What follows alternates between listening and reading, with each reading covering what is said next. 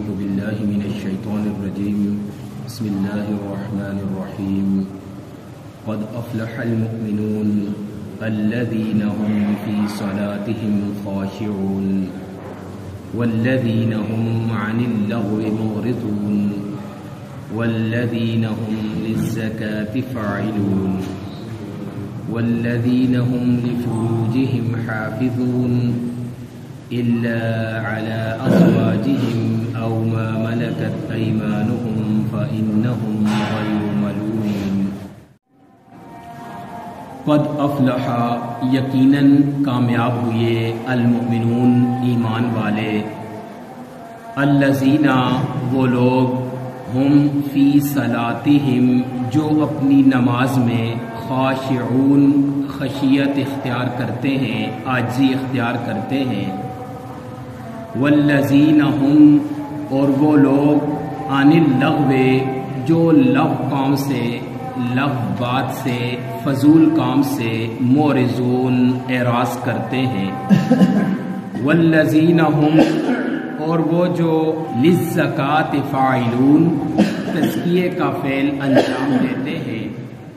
والذین ہم اور وہ جو لفروجہم اپنی شرمگاہوں کی حافظون حفاظت کرتے ہیں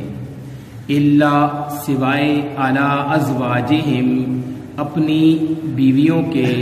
او ما ملکت ایمانہم یا جن کے وہ مالک ہیں فإنہم پس بے شک وہ غیر ملومین ملامت نہیں کیے جائیں گے فمن ابتغى پس جس نے بھی تلاش کیا وراء ذالک اس کے علاوہ کوئی راستہ جو شریعت نے جائز قرار دیا اس کے علاوہ کوئی راستہ اور طریقہ اختیار کیا فَأُولَئِكَ پس ایسے لوگ ہی ہم العادون حد سے بڑھنے والے ہیں والذین ہم اور وہ جو لِأَمَانَاتِهِمْ اپنی تمام امانتوں کی وَعَهْدِهِمْ اور اپنے تمام وعدوں کی راعون رعایت کرتے ہیں والذین ہم اور وہ جو علی صلواتہم اپنی تمام نمازوں کی بھی یحافظون حفاظت کرتے ہیں اولئک هم الوارثون یہی لوگ وارث ہیں الذین جو یرثون الفردوس جنت الفردوس کے مالک ہوں گے ہم وہ سب فیہا اس جنت میں خالدون ہمیشہ ہمیشہ رہیں گے کہ جب مسلمانوں کے ساتھ دنیا کفر نے اس وقت کے مشرکین نے بائیکاٹ کر لیا تھا اور مسلمانوں کے ساتھ غم اور خوشی ہو لین دین ہو کوئی معاملہ بھی نہیں کیا جاتا تھا ان کا معاشی بائیکاٹ کر لیا گیا تھا اور نہ تو ان سے کوئی چیز خریدی جاتی نہ ان پر کوئی چیز بیچی جاتی تھی اسی طرح مسلمانوں کو جب حرام اور حلال کے اندر احکامات جاری ہوئے تو مسلمان بھی ان کے درمیان فرق کرتے تھے مسلمان کمزوری کی حالت میں زندگی گزار رہے تھے تندرستی کی حالت میں زندگی گزار رہے تھے تو یہ کفار مسلمانوں کا مذاق اڑاتے تھے ان پر ہنستے تھے اور کہتے تھے کہ یہ کہتے ہیں ہم ایمان لائے ہیں کیسے ایمان والے ہیں کہ ان کے لیے تو ان کے پاس تو کھانے کے لیے کچھ نہیں ہے ان کے پاس تو اچھا لباس نہیں ہے اچھے گھر نہیں ہے تو گویا وہ یہ طعنہ دیتے تھے کہ نعوذ باللہ مسلمان ناکام ہو چکے ہیں اس کے جواب میں اللہ تعالیٰ نے فرمایا قد افلح المؤمنون بے شک فلاح پا گئے المؤمنون ایمان والے یعنی یہاں تاکید کے ساتھ فرمایا ایمان والے ہی کامیاب ہیں اگر کوئی کامیاب ہے تو وہ ایمان والے ہیں تو اس لیے اللہ تعالیٰ نے ان کو جواب دیا قد افلح المؤمنون ایمان والے ہی کامیاب ہوئے پھر آگے اللہ تعالیٰ ایمان والوں کی صفات بیان فرما رہے ہیں جیسے ہم نے ہر دور کے اندر تقوی کا ایک علیحدہ ہی مفہوم بنا لیا تھا تقوی کے لیے ایک علیحدہ ہی ہمارے اندر تصور تھا کوئی جنگلوں میں جا کے اللہ اللہ کرنے کو تقوی قرار دیتا کوئی ظاہری حلیے کو تقوی قرار دیتا تو آج بھی ہمارے اندر جس طرح ایک ظاہری حلیے کو تقوی قرار دیا گیا تو جس طرح سورہ بقرہ کی ابتدا میں متقین کی صفات بیان کی گئی ہیں اسی طرح یہاں پر بھی حقیقی مومنین کی صفات کو اللہ تعالیٰ نے بیان کیا، کیونکہ اس کے بارے میں بھی ہمارا ہر دور کے اندر کچھ نہ کچھ محدود تصور ہوتا ہے۔ ہم جس نے ظاہری حلیہ اگر اچھا بنا لیا، دین کے مطابق کر لیا، تو ہم اس کو ایمان والا قرار دیتے ہیں، یا چند چیزوں کو ہم اپنا لیتے ہیں اور پھر اس کے اوپر ہی ہماری زندگی گزر رہی ہوتی ہے، ہم سمجھ رہے ہوتے ہیں کہ ہم حقیقی ایمان والے ہیں۔ تو اسی طرح ایمان والوں کا جو کنسپٹ ہے، جو تصور ہے، وہ بھی ہر دور میں اپنی مرضی کے مطابق لوگ ڈال لیتے ہیں۔ اس لیے یہاں پر واضح کر دیا گیا، ایمان والوں کی صفات کو بیان کیا گیا کہ ایمان والے کون لوگ ہوتے ہیں۔ تو سب سے پہلی صفت بیان کی الذین هم فی صلاتهم خاشعون، ایمان والے وہ ہیں کہ جو اپنی نمازوں کے اندر خشیت اختیار کرتے ہیں۔ خشیت سے مراد عاجزی اختیار کرتے ہیں۔ اب اس عاجزی اور خشیت کا تعلق ظاہر سے بھی ہے اور انسان کے باطن سے بھی ہے۔ ظاہر سے اس طرح ہے کہ ایک انسان جب اپنے رب کے سامنے اس سے ہم کلام ہونے کے لیے کھڑا ہوتا ہے تو اس کا لہجہ سخت نہیں بلکہ نرم ہوتا ہے، اس کی گردن اکڑی ہوئی نہیں ہوتی بلکہ اس کی گردن جھکی ہوتی ہے، وہ اپنے رب کے سامنے عاجزی کے ساتھ جھک کے کھڑا ہوتا ہے۔ اور اس خشیت کا تعلق انسان کے باطن کے ساتھ، اندر کے ساتھ، دل کے ساتھ بھی ہے کہ اس کی توجہ محض اپنے رب کی طرف ہوتی ہے۔ یعنی مفسرین کرام نے اس بات کو اس طرح بیان کیا کہ جس طرح ایک غلام اور وہ مجرم ہو اپنے کسی سرپرست کے سامنے، اپنے کسی آقا کے سامنے کھڑا ہو اور وہ انتہائی سخت مزاج ہو، تو جس طرح اس غلام کی کیفیت ہوتی ہے کہ وہ ظاہری طور پر بھی جھکا ہوتا ہے اور اس کی توجہ بھی مکمل اپنے آقا کی طرف ہوتی ہے، تو یہاں اس کیفیت سے عاجزی اختیار کرنی چاہیے کہ ہمارا ظاہری طور پر بھی ہم اپنے رب کے سامنے جھکے ہوں اور ہماری توجہ بھی اپنی عبادت کے اندر، اپنی نماز کے اندر اپنے رب ہی کی طرف ہونی چاہیے۔ یہ نہیں ہے کہ ہم نماز میں کھڑے ہیں ادھر ادھر کے خیالات سوچ رہے ہیں، نہیں، نماز کے اندر بھی ہمیں عاجزی کے ساتھ کھڑا ہونا ہے۔ تو پہلی صفت بیان کی الذین ہم، وہ جو فی صلاتہم، اپنی نماز میں خاشعون، خشیت اختیار کرتے ہیں۔ دوسری صفت کامیاب والے ایمان کی یہ ہے والذین ہم عن اللغو معرضون، وہ لوگ جو لغو کام سے، فضول کام اور فضول باتوں سے بھی اعراض کرتے ہیں۔ لغو ہر اس کام کو کہا جاتا ہے کہ جو بے مقصد ہے، وہ حرام نہیں ہے لیکن اس کے کرنے کا کوئی اجر اور ثواب بھی نہیں ہے۔ ہاں، دنیا میں کئی ایسے کام ہیں، جیسے کوئی آدمی کوئی کھیل اختیار کرتا ہے، کوئی ورزش کرتا ہے، اس سے اس کے جسم کا فائدہ ہے اور وہ اس کا وقت کا ضیاع نہیں ہے بلکہ اس کے جسم کا فائدہ ہے، تو ایسی چیز لغو میں نہیں آتی۔ لغو میں وہ آتی ہے کہ انسان فضول کام کر رہا ہے، اب کھیلتا ہے تو سارا دن ہی کھیلتا رہتا ہے، یا ایسی کھیل ہے کہ جس سے وقت تو ضائع ہوتا ہے لیکن اس کو کوئی فائدہ حاصل نہیں ہوتا، نہ تو جسمانی طور پر اور نہ ہی دماغی طور پر اس کو کوئی فائدہ حاصل ہوتا ہے، وہ لغو میں آتا ہے۔ اسی طرح فضول کام اور فضول باتیں ہم بیٹھ کے کرتے رہتے ہیں، اپنا وقت ضائع کرتے رہتے ہیں، تو یہ ساری چیزیں لغو میں آتی ہیں۔ آگے اللہ تعالیٰ نے فرمایا لغو کام سے معرضون، اعراض کرتے ہیں۔ اعراض کا مطلب یہ ہوتا ہے کہ اپنے آپ کو اس سے بچاتے ہوئے، دور ہوتے ہوئے گزر جانا۔ اور اسی طرح ایک دوسرے مقام پر بھی فرمایا کہ وہ لغو کام اذا مروا باللغو مروا کراما، جب وہ کسی لغو کام کے پاس سے، لغو چیز کے پاس سے گزرتے ہیں، یعنی فضول کام کے پاس سے مومنین جب گزرتے ہیں، رحمان کے بندے جب گزرتے ہیں، اپنے آپ کو بچاتے ہوئے گزر جاتے ہیں۔ تو یہاں بھی یہی فرمایا والذین، اور وہ والذین ہم، اور وہ جو عن اللغو، لغو کام سے، فضول کام سے، معرضون، اعراض کرتے ہیں، اپنے آپ کو بچاتے ہیں۔ والذین ہم للزکاۃ فاعلون، آگے تیسری صفت ان کی بیان کی کامیاب والے ایمان کی کہ جو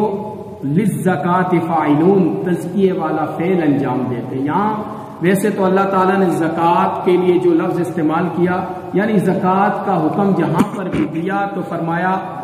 زکوٰۃ ادا کرتے ہیں، یا زکوٰۃ ادا کرنے کے الفاظ بیان کیے، تو وہ جس طرح مال کی زکوٰۃ ہے، رقم کی زکوٰۃ ہے، اس کے معنی میں، لیکن یہاں پر اللہ تعالیٰ نے ایک دوسرے انداز میں اس جملے کو ارشاد فرمایا اور یہ انتہائی جامع جملہ ہے۔ یہ تمام کے تمام تزکیے کو شامل ہے کہ انسان اپنے جسم کا بھی تزکیہ کرتا ہے اور اپنے معاشرے کا بھی تزکیہ کرتا ہے۔ اب تزکیہ کیا ہے؟ اس کو ایک مثال سے ہم سمجھتے ہیں کہ جس طرح ایک مالی اپنے باغ کے اندر جاتا ہے تو فالتو شاخیں جو ہوتی ہیں اسے کاٹ کے درخت کی چھانٹ بین کر کے اس کو خوبصورت بنا دیتا ہے،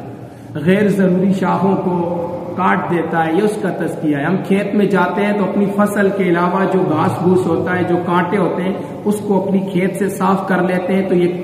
کھیت کا تزکیہ ہے۔ تو لہٰذا یہاں تزکیے کا حکم دیا گیا ہے کہ مومنین تزکیے کا فعل انجام دیتے ہیں، اپنی ذات اور اپنے آپ سے بھی برائیوں کو دور کرتے ہیں، کمیوں اور کوتاہیوں کو ختم کرتے ہیں، اور معاشرے کے اندر بھی جو برائیاں ہیں، جو فسادات ہیں، جو کمیاں ہیں، جو نافرمانیاں ہیں معاشرے کے اندر بھی ان کو ختم کرنے کی کوشش کرتے ہیں، یہ تزکیے کا فعل ہے۔ تو یہاں بھی یہ فرمایا والذین ہم، اور وہ جو للزکاۃ فاعلون، تزکیے کا فعل انجام دیتے ہیں۔ والذین ہم لفروجہم حافظون، آگے کامیاب اہل ایمان کی چوتھی صفت بیان کی، والذین ہم، وہ جو لفروجہم، اپنی شرمگاہوں کی، حافظون، حفاظت کرنے والے، اپنی شرمگاہوں کی حفاظت کرتے ہیں، یعنی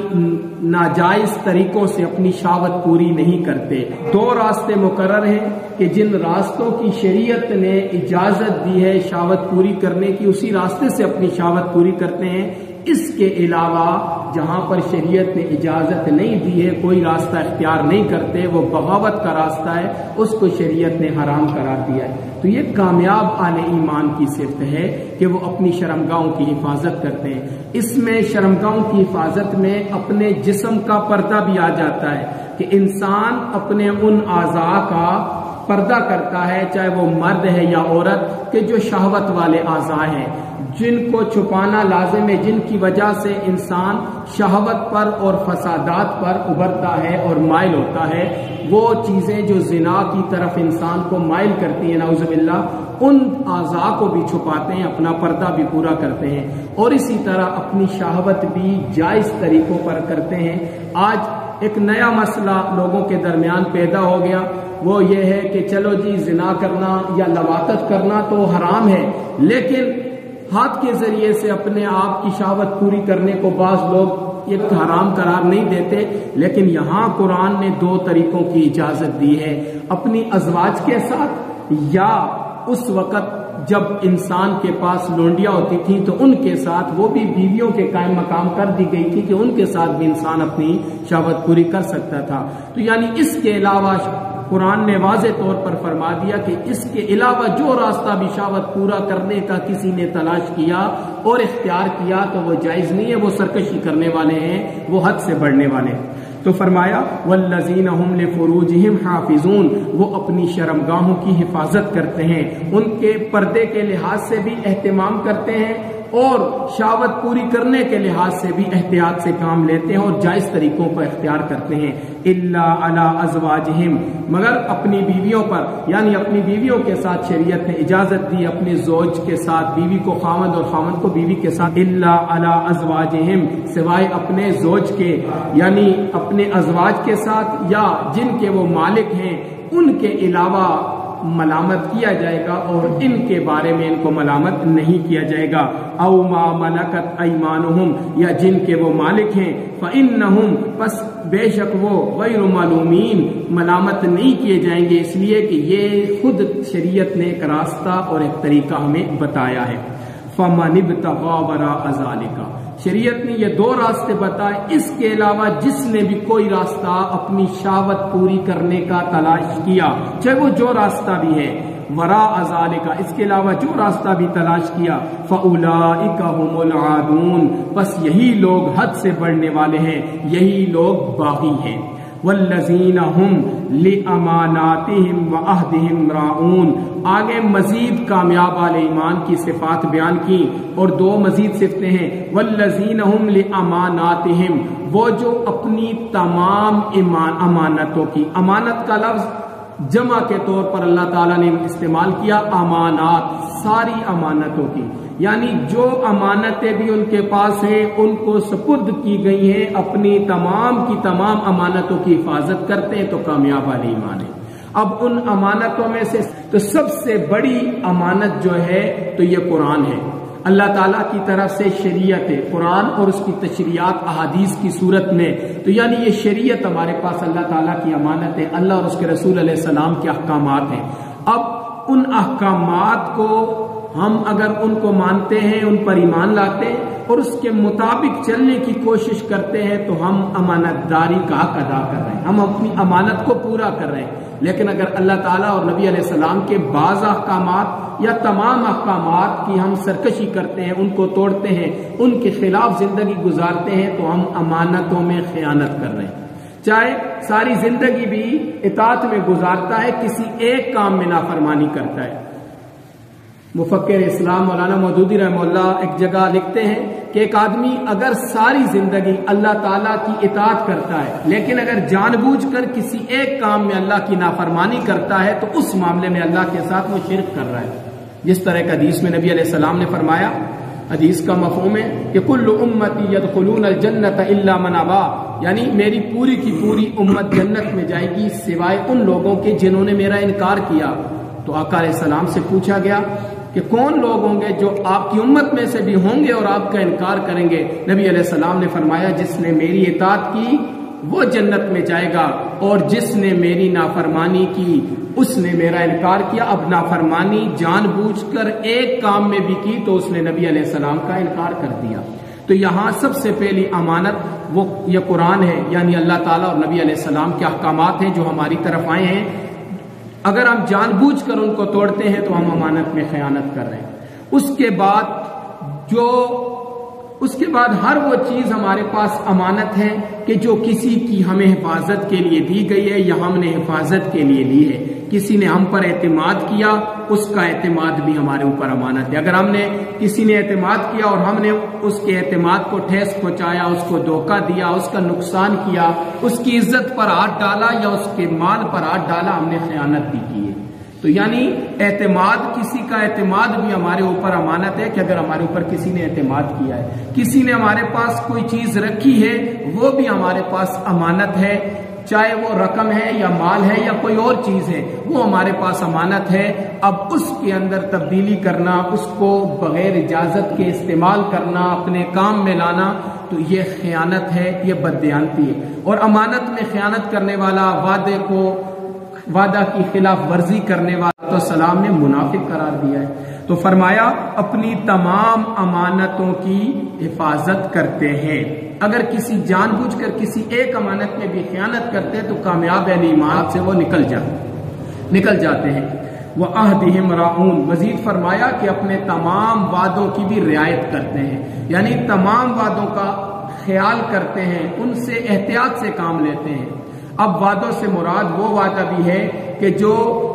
عالم بالا کے اندر ہم نے اللہ تعالیٰ سے کیا تھا، الست بربکم والا وعدہ کہ اے اللہ ہم تیری اطاعت اور بندگی کریں گے، تیری نافرمانی نہیں کریں گے۔ اور جب ہم دنیا میں آئے پیدا ہوئے، جب ہم کلمہ ادا کرتے ہیں تو بھی اللہ تعالیٰ سے اطاعت اور بندگی کا وعدہ کرتے ہیں۔ اسی طرح ہم رب تعالیٰ کے سامنے نماز میں کھڑے ہوتے ہیں اور نماز میں کھڑے ہو کر بھی اللہ تعالیٰ سے وعدہ کر رہے ہوتے ہیں کہ ایاک نعبد و ایاک نستعین، اللہ میں تیری ہی عبادت کرتا ہوں، یعنی تیری ہی ہم بندگی اور اطاعت کرتے ہیں۔ اور اسی طرح رات کو جب ہم صلاۃ وتر ادا کرتے ہیں تو اس وقت بھی اللہ تعالیٰ سے دعائے قنوت کے اندر وعدہ کرتے ہیں، نخلع ونترک من یفجرک، اے اللہ تعالیٰ ہم علیحدہ ہو جاتے ہیں، ونترک، اور اس آدمی کو ترک کر دیتے ہیں، من یفجرک، جو تیرا نافرمان ہے۔ یعنی یہ وعدہ کر رہے ہیں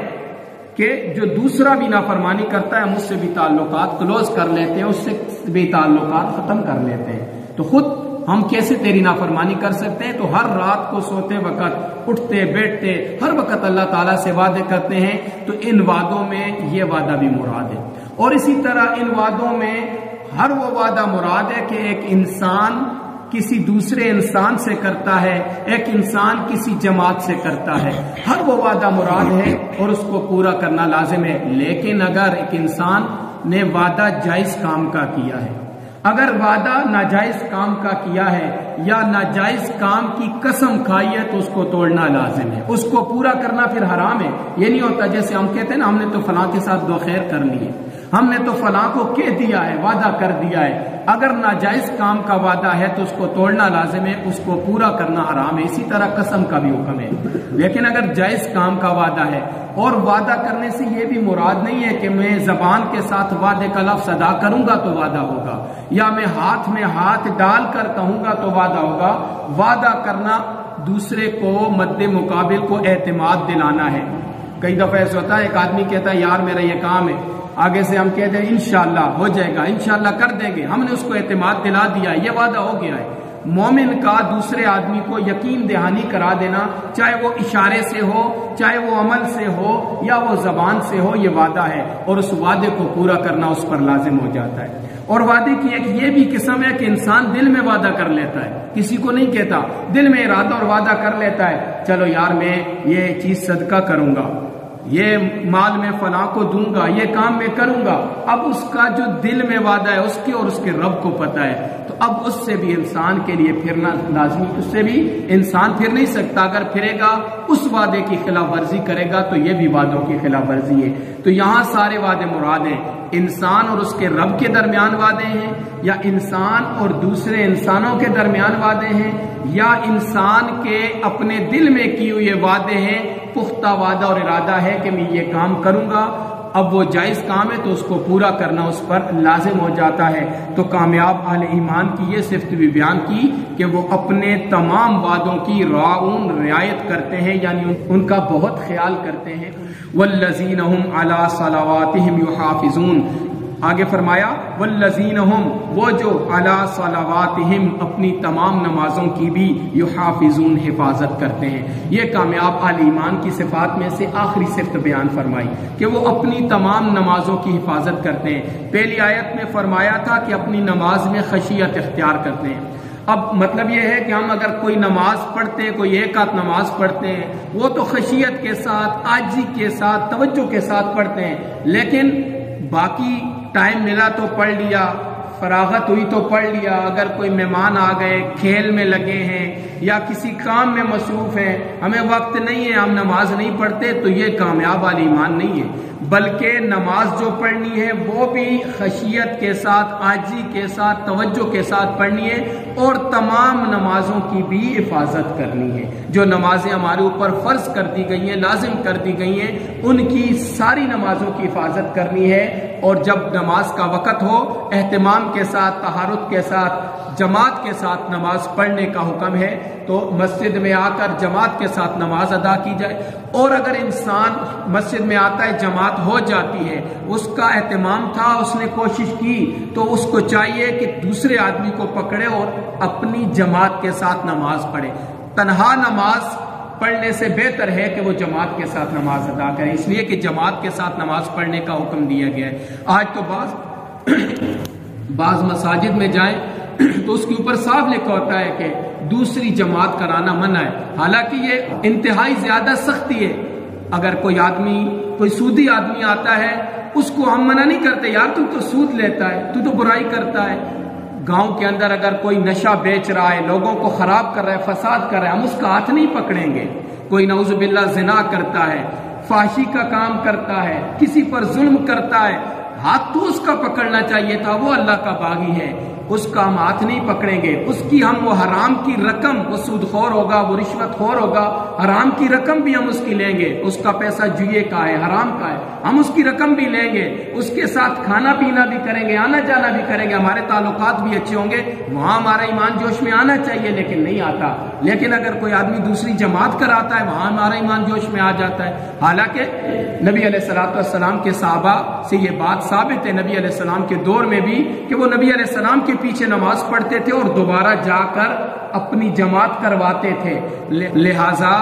اگر ایک آدمی جماعت کا اہتمام کرنے کے لیے آیا، جماعت ہو چکی ہے، وہ اس کی تاخیر ہو گئی، کسی وجہ سے لیٹ ہو گیا، تو اس کو چاہیے کہ مسجد میں آ کر دوسری جماعت، اپنی جماعت کرا لے۔ اگر کوئی آدمی نماز پڑھ چکا ہے تو اس کو کہے کہ آپ میرے ساتھ کھڑے ہو جائیں۔ نبی علیہ الصلوۃ والسلام کا دور ہے، حدیث کا مفہوم ہے، ایک آدمی جماعت ہو گئی، نماز کے لیے آیا، نبی علیہ الصلوۃ والسلام نے اسے روکا اور کسی فرمایا کہ کون آدمی ہے جو اس کے ساتھ صدقہ کرنا چاہتا ہے؟ ایک آدمی کھڑا ہوا اور اس کے ساتھ کھڑے ہو کر جماعت کے ساتھ نماز ادا کی ہے۔ تو جماعت کے ساتھ نماز ادا کرنے کی انتہائی زیادہ تاکید ہے، اور جو آدمی جماعت کے اندر سستی کرتا ہے، جماعت کے ساتھ نماز کو چھوڑتا ہے، اس کے لیے آقا علیہ السلام کی شدید مذمت ہے۔ اور جماعت کے ساتھ اگر آپ کی نماز رہ جاتی ہے تو اس کو آ کر مسجد میں اپنی جماعت کروائیں۔ اگر اس کو معمولی بنانا چاہیے، بعض ائمہ نے مکروہ قرار دیا ہے، جیسے امام ابو حنیفہ رحمہ اللہ کی طرف منسوب ہے کہ اس نے مکروہ قرار دیا ہے۔ اب ابو حنیفہ رحمہ اللہ کے بارے میں پہلے بھی میں نے بتایا کہ انہوں نے مکروہ اس طرح قرار دیا ہے، یا جن ائمہ نے دوبارہ جماعت کو مکروہ قرار دیا ہے، اس کا مطلب یہ ہے کہ ہم بیٹھے رہیں، گپ لگاتے رہیں، چلو جی ہم اپنی جماعت کرا لیں گے۔ لازمی بات ہے، مکروہ کا معنی ناپسندیدہ ہے، تو یہ تو عمل ہے ہی شریعت میں ناپسندیدہ کہ جان بوجھ کر جماعت چھوڑی جائے، امت کو تفریق میں ڈالا جائے۔ یہ تو جائز ہی نہیں ہے کہ اپنی اپنی جماعتیں کرائی جائیں، پھر تو جماعت کا مقصد ہی فوت ہو جائے گا۔ تو اپنی تمام نمازوں کی ہم نے حفاظت کرنی ہے۔ ہم سفر میں ہیں تو سفر کے اندر ہمیں گنجائش دی گئی ہم قصر نماز پڑھیں۔ نبی علیہ السلام کا معمول تھا نکلنے سے پہلے اگر نماز کا وقت ہوتا تو نماز پڑھ کے نکل جاتے، اور اگر راستے میں ہوتے تو پھر راستے میں قصر نماز ادا کرتے۔ نبی علیہ السلام اور صحابہ کا یہ معمول تھا کہ جمع بین الصلاتین بھی کرتے۔ اگر سفر میں ہوتے تو دو نمازوں، لازمی بات ہے کہ آج کل آپ گاڑی میں، آپ کے لیے گاڑی کوئی روکتا، اور اس معاشرے کے اندر کے اکثر دنیا بگڑ چکی ہے، دنیا مادہ پرستی کا شکار ہو چکی ہے۔ گاڑی والے خطرات بھی ہوں گے، لیکن مال کے لیے، اپنی سواریوں کے لیے اور جلدی پہنچنے کے لیے وہ آپ کے لیے گاڑی کوئی نہیں روکے گا۔ تو جب آپ کے لیے مسئلہ ہوگا، راستے میں خطرہ ہے یا گاڑی نہیں رکے گی، آپ کی نماز کے قضا ہونے کا خطرہ ہے، ایسی صورت میں آپ آسانی کے ساتھ ایک نماز، دو نمازیں ایک وقت میں جمع کریں، جمع بین الصلاتین کریں، قصر کے ساتھ نماز پڑھیں۔ اور ہمارے لیے پوری زمین مسجد بنا دی گئی ہے، اگر مسجد نہیں ہے تو کسی پاک جگہ کھڑے ہو کر ہم اپنی جماعت کرائیں، نماز پڑھیں اور ہم اپنے سفر پہ نکل جائیں، تو ہماری یہ ذمہ داری پوری ہو جائے گی اور ہم گناہ گار ہونے سے بچ جائیں گے۔ تو اس طرح اپنی نماز کی حفاظت کرنے والے ہیں اور تمام نمازوں کی حفاظت کرتے ہیں۔ یہ نہیں ہماری طرح کہ وقت ملا تو پڑھ لیا، گرمی ہے، سردی ہے، نیند آئی ہے لہٰذا میں نماز کو مس کر دوں، اس چیز کی کوئی گنجائش نہیں ہے۔ تو فرمایا والذین ہم، وہ جو علی صلواتہم، اپنی تمام نمازوں کی، یحافظون، حفاظت کرتے ہیں، اولئک ہم الوارثون، یہی لوگ وارث ہیں۔ کس چیز کے وارث ہیں؟ الذین یرثون الفردوس، جو جنت الفردوس یعنی سب سے اعلیٰ جنت کا جو حصہ ہے، جو اللہ کے بندوں کے لیے مقرر ہے، اس جنت کے وارث ہیں۔ ہم فیہا خالدون، دنیا عارضی ہے، دنیا کی نعمتیں، دنیا کی آسائشیں یہ ختم ہونے والی ہیں، دنیا کی تکالیف بھی عارضی ہیں، ختم ہو جائیں گی، یہ وقت بھی گزر جائے گا اور بہترین وقت آ جائے گا، کبھی صبح کبھی شام، یعنی زندگی کے اندر اتار چڑھاؤ آتے رہتے ہیں، یہ عارضی ہیں۔ حقیقی عذاب ہو یا حقیقی نعمتیں اور خوشیاں ہوں، وہ آخرت کی زندگی ہے۔ جنت کے اندر جائے گا تو ہمیشہ رہے گا، جو جہنم کے اندر جائے گا اگر کافر ہے تو وہ بھی ہمیشہ رہے گا۔ فرمایا ہم فیہا خالدون، وہ اس میں ہمیشہ ہمیشہ رہیں گے۔ آج ہمیں قرآن یہ بتا رہا ہے یہ کامیاب اہل ایمان کی صفات ہیں، ان صفات کو ہم اپنا لیں تو ہم کامیاب اہل ایمان بن سکتے ہیں، اور اگر ان صفات میں سے کسی ایک صفت کے اندر بھی ہمارے اندر کمی ہے تو ہم کامیاب اہل ایمان نہیں، ہم حقیقی اہل ایمان نہیں بن سکتے۔